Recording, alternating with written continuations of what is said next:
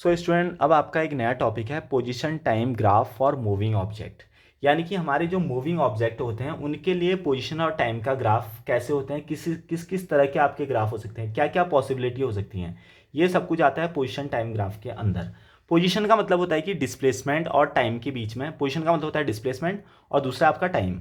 तो जैसे जैसे पोजीशन के साथ साथ आपकी डिस्टेंस चेंज हो रही होती है, यानी कि टाइम के साथ साथ जैसे आपकी डिस्टेंस चेंज हो रही होती है, डिस्प्लेसमेंट चेंज हो रहा होता है, तो उनके अलग अलग टाइप के ग्राफ बनते हैं, है ना। तो हम डिटेल में उनकी स्टडी करेंगे।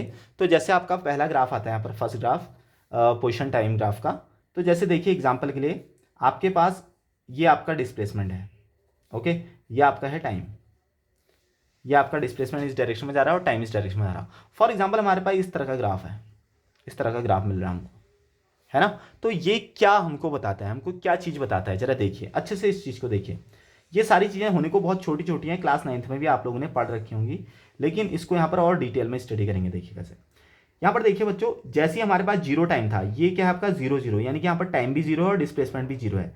जब आपके पास टाइम जीरो था तो डिस्प्लेसमेंट इतना था, है ना। फिर आपके बाद देखिए टाइम बढ़ते जा रहा और डिस्प्लेसमेंट ना ऊपर होना ना नीचे हो रहा है, क्योंकि डिस्प्लेसमेंट एक्चुअल में ये लाइन को दिखाता है, ये लाइन को दिखाता है डिस्प्लेसमेंट, और टाइम इस लाइन को दिखा रहा। मतलब हो क्या रहा है जरा समझिए। फॉर एग्जाम्पल हम एक रेस करना चाह रहे हैं, है ना, एक रेस करना चाह रहे हैं, और हमने जो टाइमर था रेस स्टार्ट करने से पहले वो टाइमर ऑन भी नहीं कर रखा, और एक आदमी 10 कदम चल गया। जो रेस करने वाले बहुत सारे लोग थे, मान लो ये रेस करने वाले लोग हैं ABCD, ठीक है, ABC तो यहाँ पर रुके हुए थे, डी क्या हुआ, रेस स्टार्ट करने से पहले यहाँ पर 10 कदम स्टार्ट होकर यहाँ पर चल गया है ना। अब जैसे ही टाइम ऑन ऑन हुआ, अब सब दौड़ना स्टार्ट कर दे रहे हैं, दौड़ना स्टार्ट कर रहे हैं, लेकिन जो ये डी है ये रुका ही रह गया, ये डी चल ही नहीं रहा है। ये डी कब चला था, टाइम स्टार्ट होने से पहले। डी स्टार्ट हो गया था टाइम स्टार्ट होने से पहले, लेकिन जैसे ही टाइम स्टार्ट किया तो ये रुक गया। तो क्या इसने मोशन किया, नहीं किया। विथ रेस्पेक्ट टू टाइम इसने मोशन नहीं किया। सेम कंडीशन यहां पर भी हो रही है, ये डी वाली ही कंडीशन है। देखो क्या हो रहा, टाइम स्टार्ट भी नहीं हो रहा था, टाइम जीरो ही था, डिस्प्लेसमेंट इतना हो गया। देखो टाइम जीरो था, डिस्प्लेसमेंट इतना चल गया हो, लेकिन अब जैसे ही टाइम चल रहा, देखो ये टाइम चला, डिस्प्लेसमेंट इतना ही रहा। टाइम यहां पर पहुंचा, डिस्प्लेसमेंट इतना ही रहा। टाइम यहां पर पहुंच गया, डिस्प्लेसमेंट इतना ही रहा। इसका मतलब टाइम आगे को बढ़ते जा रहा है, लेकिन डिस्प्लेसमेंट कुछ भी नहीं बढ़ा। देखो डिस्प्लेसमेंट उतना ही है। देखो टाइम चलते जा रहा है, लेकिन वो जो डी वाला बंदा है वो यहां पर से हिल भी नहीं रहा है।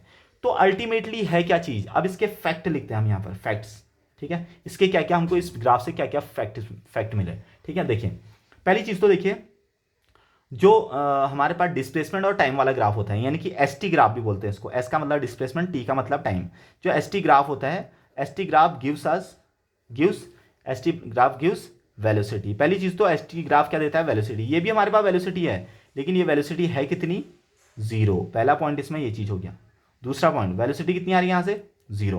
पहली चीज मैं आपको बताना चाहूंगा कि जो पोजिशन और टाइम के बीच में, पोजिशन और टाइम के बीच में जो ग्राफ होता है, हमेशा वो किसका ग्राफ होता है, वेलोसिटी का ग्राफ होता है। तभी तो उसको बोलते हैं rate of change of displacement. Displacement के हिसाब से, टाइम के हिसाब से डिस्प्लेसमेंट चेंज हो रहा है, तो उसको क्या बोलेंगे, वेलोसिटी का ग्राफ। तो अल्टीमेटली ये वेलोसिटी का ग्राफ है, लेकिन कैसी वेलोसिटी का ग्राफ है, जीरो वेलोसिटी का ग्राफ। हमने पढ़ा था ना, velocity could be zero also. Velocity zero भी हो सकती है, वेलोसिटी नेगेटिव भी हो सकती है, वेलोसिटी पॉजिटिव भी हो सकती है, ओके। तो यानी कि यहां पर से एक और क्या कंडीशन मिल रही है कि ये कैसी कैसी पोजीशन है, यहां पर पार्टिकल किस में है, पार्टिकल इज एट रेस्ट। ये पार्टिकल की रेस्ट वाली कंडीशन है। तो यहां पर से 3 फैक्टर निकल के आते हैं इस वाले ग्राफ के हिसाब से। अब देखते हैं बच्चों, हम दूसरा एक ग्राफ देखते हैं। तो फिर से हम यहां पर एक दूसरा ग्राफ देखते हैं। जैसे फिर से हम यहां पर पोजीशन और टाइम को लेते हैं। ये आपके पास है टाइम और ये आपके पास है पोजीशन।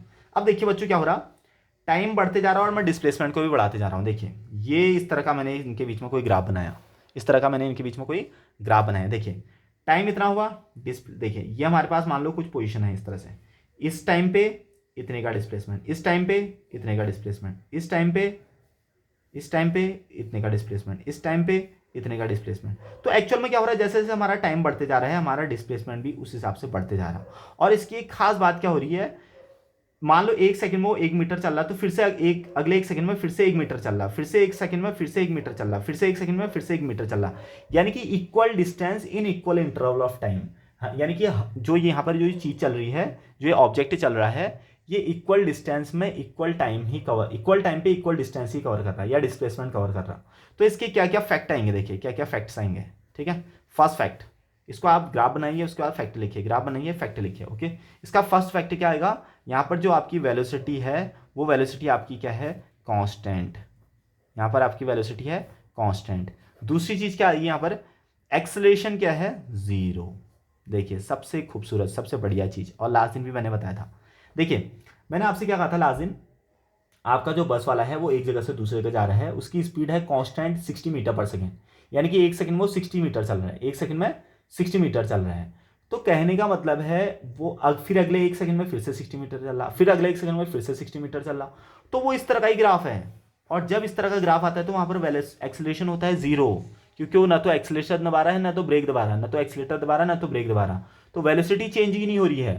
तो देखिए ये क्या चीज़ है, यहाँ पर वेलोसिटी तो है, यूनिफॉर्म वेलोसिटी बोलते हैं इसको, यूनिफॉर्म वेलोसिटी है, लेकिन एक्सेलरेशन है वहाँ पर ज़ीरो, क्योंकि कोई भी वेलोसिटी चेंज नहीं होती है। तो जब भी वेलोसिटी कांस्टेंट होती है तो एक्सेलरेशन आ जाता है ज़ीरो।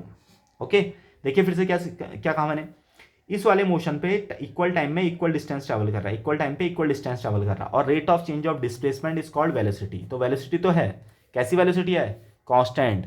तो जब भी वेलोसिटी कांस्टेंट होती है तो वहाँ पर क्या आ जाता है, एक्सेलरेशन आ जाता है। ओके, अब सुनिए तीसरा इसका फैक्ट क्या कर सकते हैं, particle in moving with uniform motion.